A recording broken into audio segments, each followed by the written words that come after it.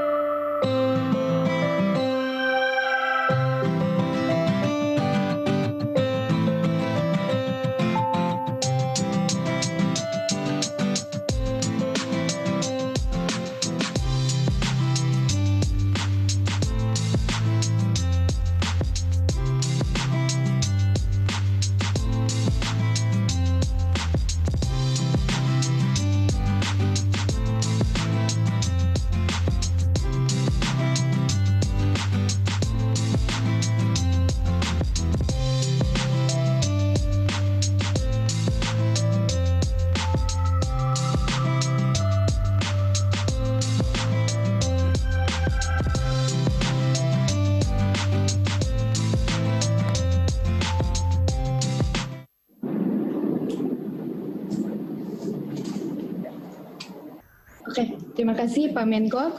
Selanjutnya akan dilanjutkan dengan sesi tanya jawab bersama rekan-rekan jurnalis dan wartawan sekalian. Kami buka untuk sesi pertama. Kami ambil 3 pertanyaan dari teman-teman wartawan. Mungkin bisa raise hand dari aplikasi Zoom-nya. Buka. Ya. Oke, ada 3 pertama. Trian dari Investor Daily. Kepada Trian dari Investor Daily untuk pertanyaan pertama, silakan.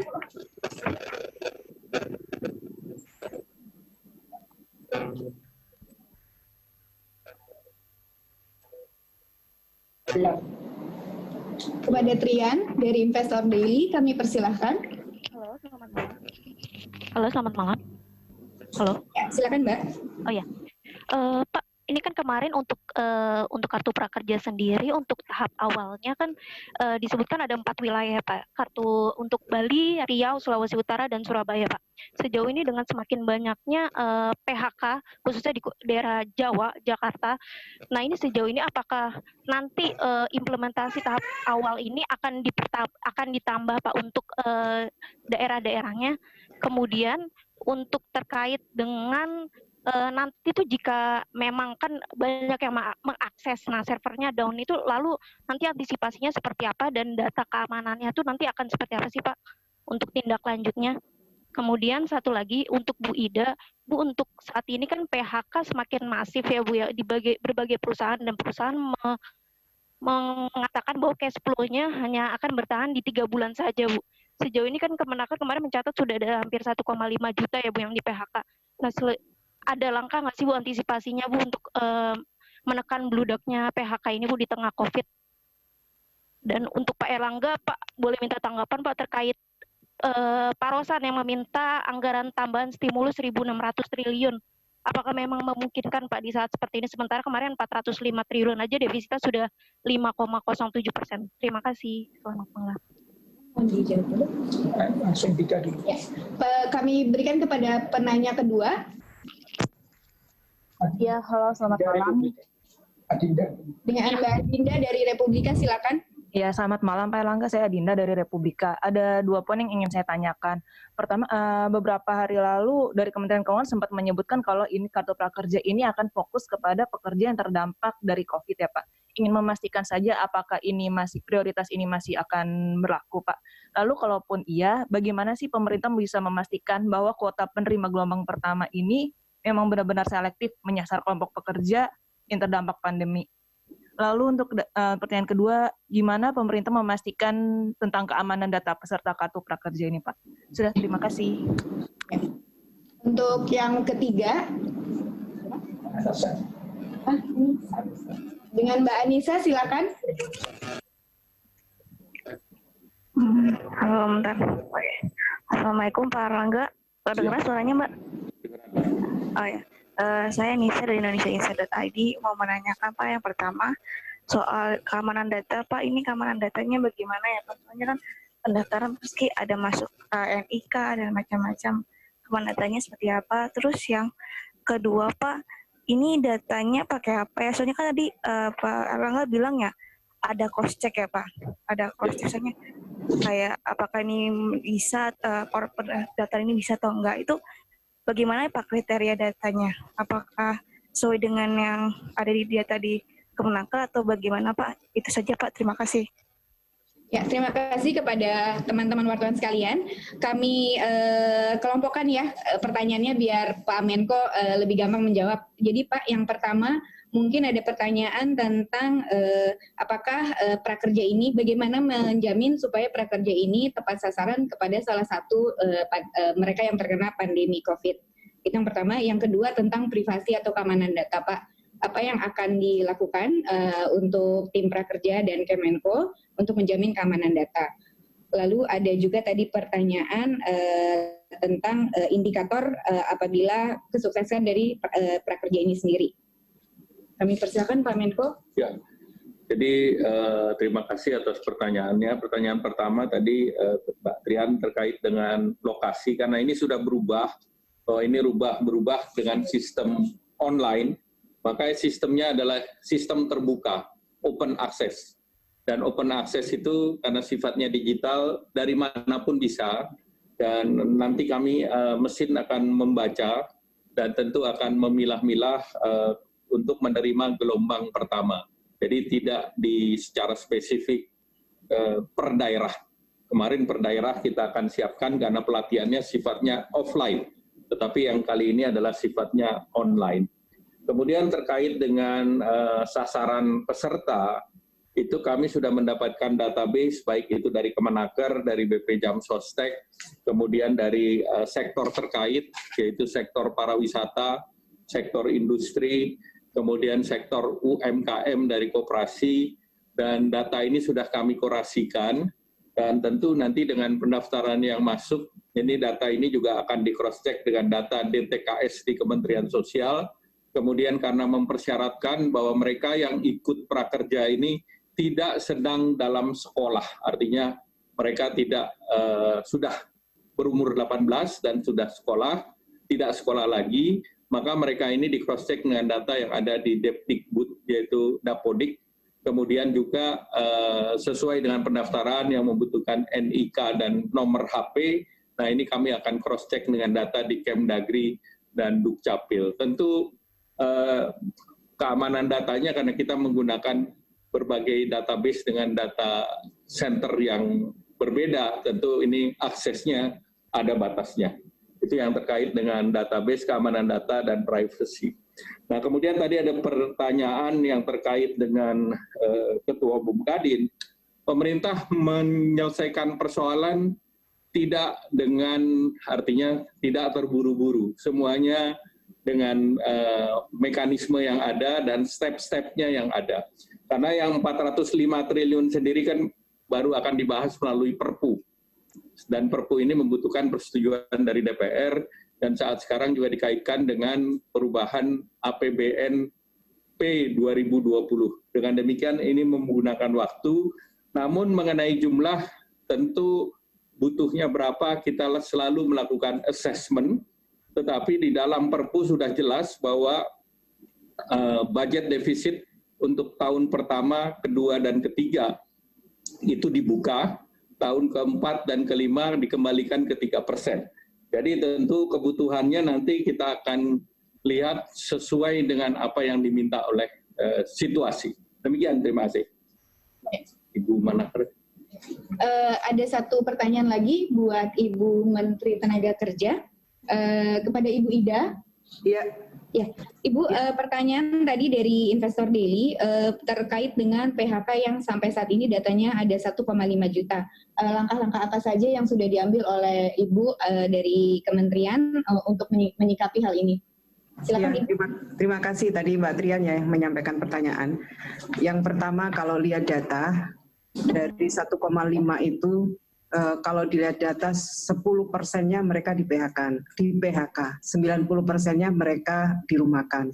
Artinya benar-benar PHK itu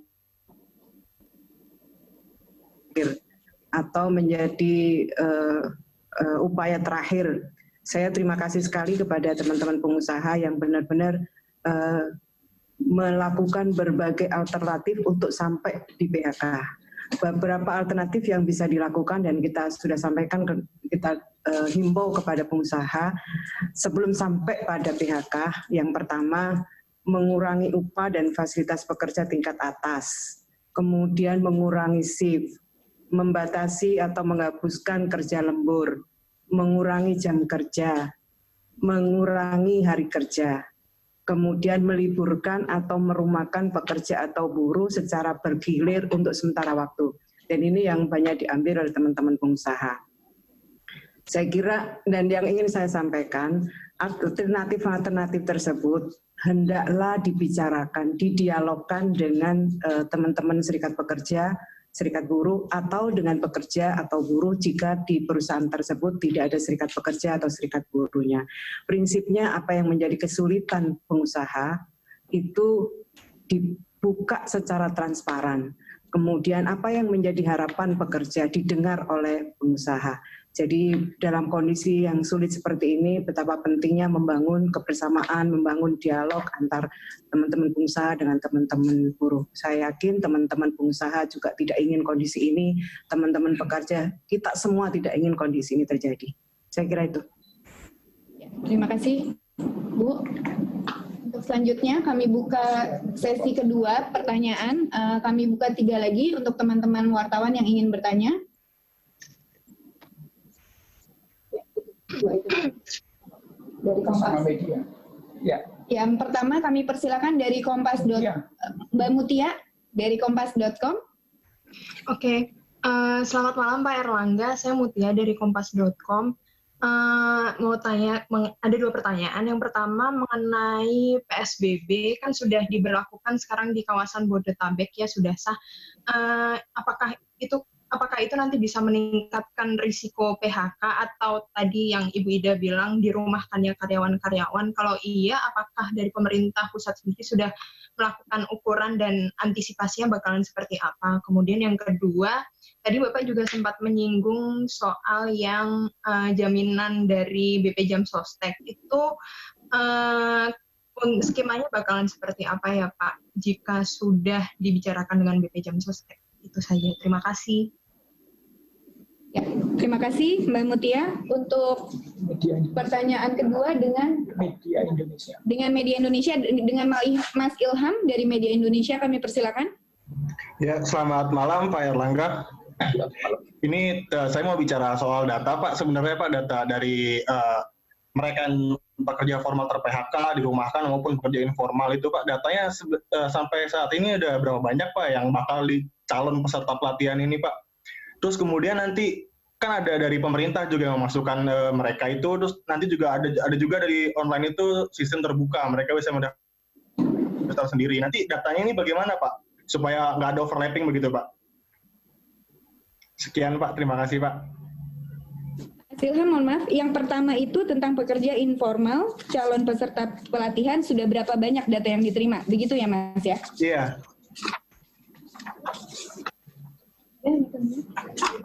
Baik, belum ada ya? Oke. Kami jawab dulu. Jadi tadi Mbak Mutia bahwa tentu pemerintah sudah memperhatikan dampak akibat PSBB ini, terutama di sektor retail dan sektor jasa terkait penunjangnya, dan juga usaha kecil dan menengah. Nah, pemerintah mengkurasi data di dalam kartu prakerja ini dengan masukan dari setiap sektor by name dan by address. Nah, kemudian tentunya nanti mekanismenya adalah untuk kartu prakerja ini pekerja harus aktif. Artinya mereka yang mendapatkan fasilitas adalah mereka yang mendaftar. Dan ini secara open source. Jadi tentu secara open source itu data-data yang masuk nanti kami cross-check dengan data yang ada di tempat kartu prakerja, sehingga tentu untuk batch pertama nanti kita akan seleksi sesuai dengan kriteria yang diberikan. Dan kemudian yang kedua terkait dengan BP Jam Sostek, tadi data yang dapat dari BP Jam Sostek. Terkait dengan fasilitas yang diberikan BP Jam Sostek, ini pemerintah masih membahas terkait perubahan PP yang melingkupi penugasan Jam Sostek, yaitu PP 45, 44, dan 46, yang ini sedang dalam proses untuk diteliti. Kemudian terkait dengan pertanyaan data tadi sudah, jadi data per hari ini kami sudah mengkurasi data yang sudah diverifikasi jumlahnya 5,5 juta. Jadi data inilah yang menjadi basis data yang ada di kartu PMO, kartu prakerja, dan tentu kami ada kuota untuk sistem akan membaca open source kepada mereka yang aktif mendaftar dengan kriteria-kriteria yang ada, dan tentunya juga kami berharap bahwa nanti dari pemerintah daerah masing-masing juga akan membantu memverifikasi data, sehingga data yang masuk ke kartu prakerja ini diupayakan data yang sudah net by name dan by address. Cukup ya Pak? Ya. Masih ada lagi nggak? Satu. Belum. Kami buka satu lagi mungin pertanyaan ya. Dari Detik. Dari Detik. Pak Dia. Dengan Mbak Fadia dari Detik, silakan. Ini pertanyaan terakhir. Halo, selamat malam Pak Erlangga. Mbak mohon di... Lebih keras lagi Pak, nggak kedengeran? Selamat malam Pak. Halo? Ya, ya. Ya, Pak, saya ingin bertanya di luar kartu prakerja, Pak, ini terkait dampak corona, ada pekerja informal maupun yang lainnya, baik juga pengusaha sudah mengusulkan. Apakah pemerintah memberikan peluang Pak untuk kelonggaran iuran BPJS Kesehatan bagi masyarakat yang terdampak corona? Mungkin nggak sih Pak itu ada di dalam insentif dampak corona ke depannya dari pemerintah? Itu aja Pak yang ingin saya tanyakan. Terima kasih. Ya, yang terkait dengan BPJS Kesehatan, karena ini pandemiknya terkait dengan kesehatan, tentu semakin lancar pembayaran iuran akan semakin baik untuk mengcover para pekerja di masing-masing perusahaan. Terkait dengan BPJS Tenaga Kerja, seperti tadi saya sampaikan, kita sedang mereview yang memungkinkan regulasi itu mendapat misalnya penundaan. Tetapi ini masih dalam kajian dilakukan lintas kementerian. Demikian, terima kasih. Dan kepada teman-teman wartawan, kami mengucapkan media cetak maupun elektronik mengucapkan terima kasih. Juga yang hadir di sini Pak Kepala Staf Presiden, Pak Muldoko, terima kasih. Ibu Menteri Tenaga Kerja, Ibu Ida Fauzia, Bapak Menperin, Pak Agus Gumiwang Kartasasmita, beserta yang mewakili Menteri Dalam Negeri, dan seluruh pejabat eselon 1 yang hadir pada malam hari ini, dan juga terima kasih kepada seluruh tim daripada PMUO yang telah bekerja keras untuk mempersiapkan acara ini. Terima kasih, selamat malam, wassalamualaikum warahmatullahi wabarakatuh.